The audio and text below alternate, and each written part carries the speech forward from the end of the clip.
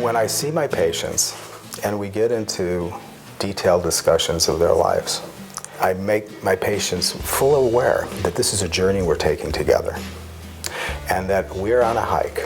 And in my mind, I'm thinking of a hike that I take often in Zion National Park, which is Angel's Landing. And it's a hike where I'll hold your hand and I will guide you every step of the way, and I will not let you fall. But you have to participate and be compliant and carry your own backpack. And by that I mean you have to take your medication, you have to get sleep, you have to get moderate exercise, you have to maintain your nutrition. But when you get to the top, you'll be able to look out on a horizon and know that you went up that hike.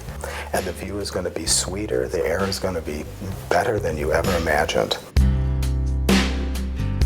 When I was a little boy, my father used to take me to the Art Institute of Chicago, and we'd go to a gallery, and in that gallery was a series of Monet paintings, and it was the Grain Stack series. And I said, what's the purpose of this? They're all the same. I wanted to go back to the medieval armor. And he said, Paul, he said, Mr. Monet is trying to tell us that the things that are always there in front of us are always changing. And that's exactly what a woman's breast is. A woman's breast has different seasons. It has the season of adolescence, when it's just starting to form.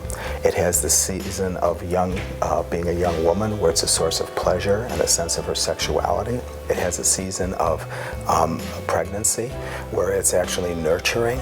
And then it goes to the period in a woman when they're 40, 50, 60, and it can actually develop cancer. So it has this paradoxical relationship of being a source of pleasure and at the same time threatening your life. What's important about that is to take that threatening component, remove that, and rebuild the breast, and in so doing, making it even better than it was when it was in those senescent periods, to make it a more youthful breast. And I think that's what I try to achieve with my patients. For me, my priorities and principles are my wife and my daughter. That's number one.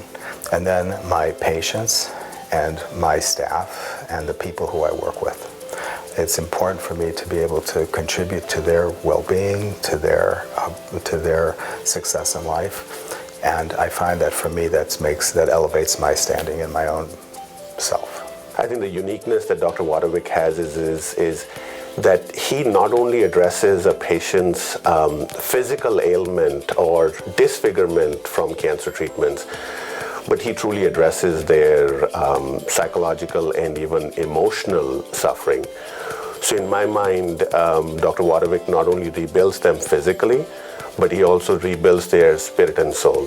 My experience with Dr. Wotowic was amazing. He listened and answered my questions and concerns, and my stress level disappeared. His staff is amazing. They're friendly, kind, warm, concerned, caring, compassionate, as is Dr. Wotowic, who is an amazing surgeon. For me, at this point, this award represents, I'm flattered to receive it, I'm privileged to receive it, but most importantly, it really represents a capstone to everything that I dedicated my life to with becoming a physician. Dr. Wotowic, congratulations on being the 2017 People with Purpose Renewal Award recipient.